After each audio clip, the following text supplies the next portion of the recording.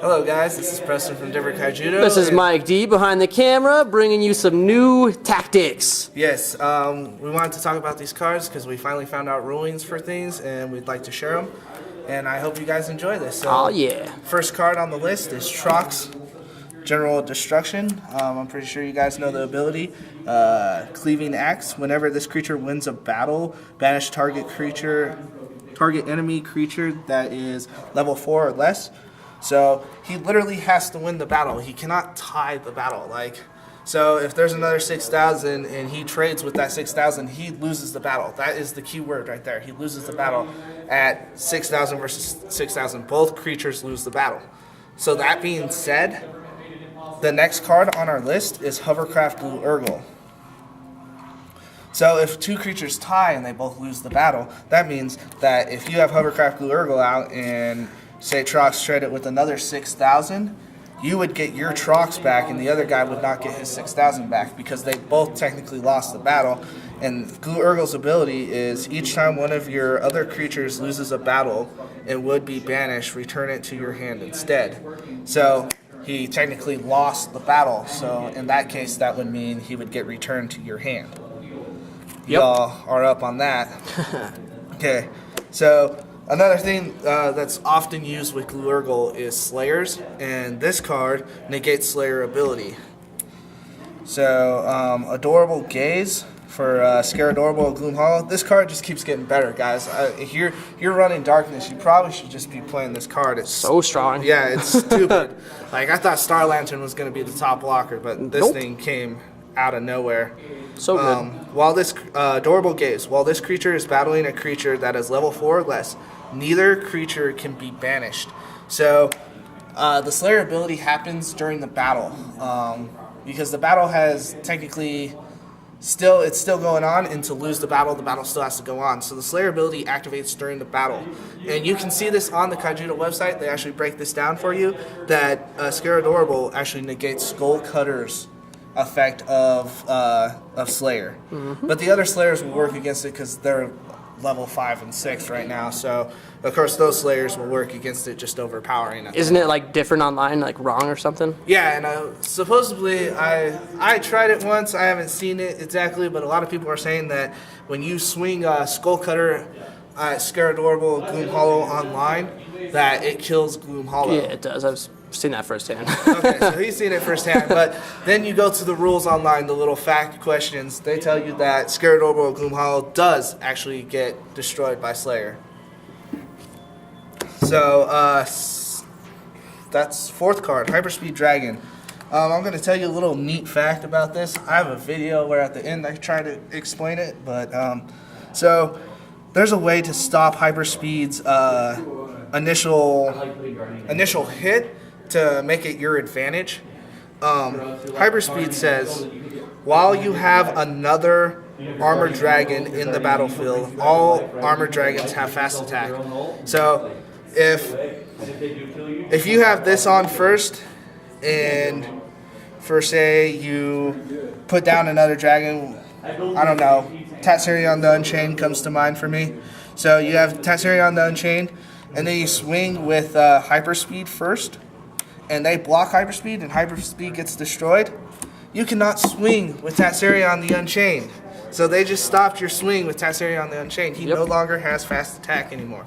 So you most likely want to swing with your other card that you drop first, even if drop second. Even if your second card was Hyperspeed, I would swing with that second card first. Oh yeah. So that's just some basic rule of thumb. If you guys catch someone doing that, straight up take advantage of it. Get rid of that first card because huge swing. Yeah, it's a huge. It actually helps so much. Oh yeah.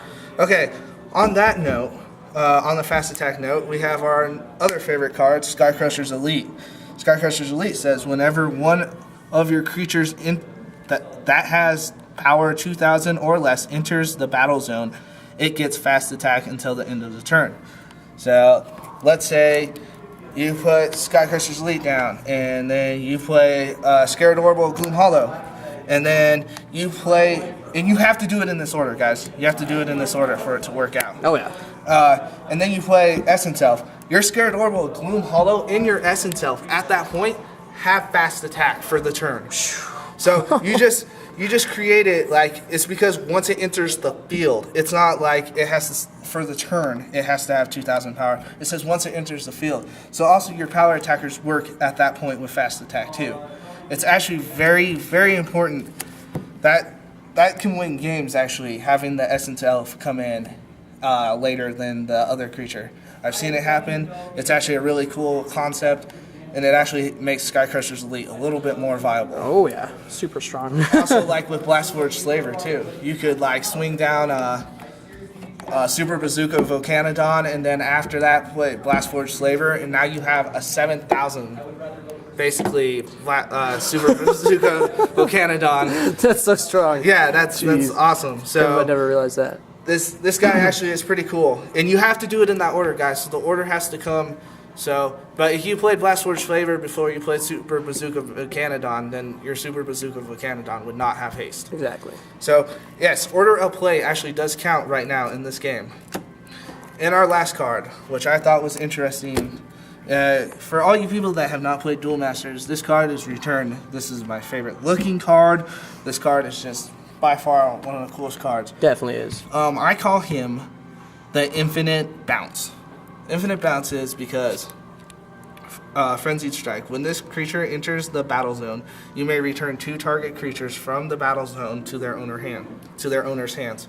So when you swing this, you could basically hold them off until you have victory. And what you do is you bounce their creature and bounce Waterspout Gargoyle into your hand too. So like the whole time you're just bouncing that one creature, and then say like they somehow get like 2 creatures out, and you're like, oh heck no.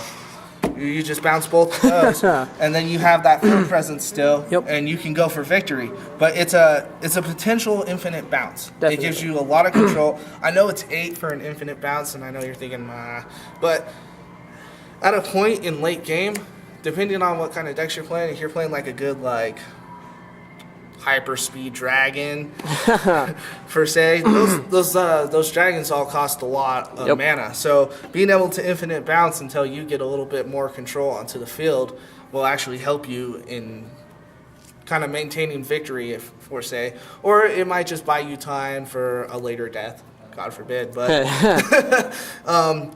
those are the cards I wanted to talk about. I'm happy that we finally got the rulings exactly on those guys. Definitely. If that helped anybody, let me know. I just like to do those informational videos. My next informational video is on a deck I made. I call it Boomerangs and Torpedoes.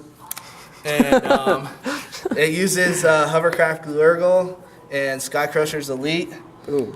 And I'll show you guys the little deck strategy, but it's pretty cool.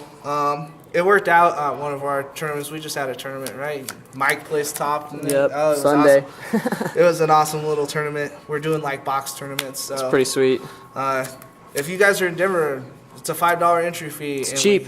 And we hand out like, everybody gets 1 to 2 booster packs depending on who shows up. And then you, depending on your place, from 1 to 4th sometimes, or 1 to 3rd.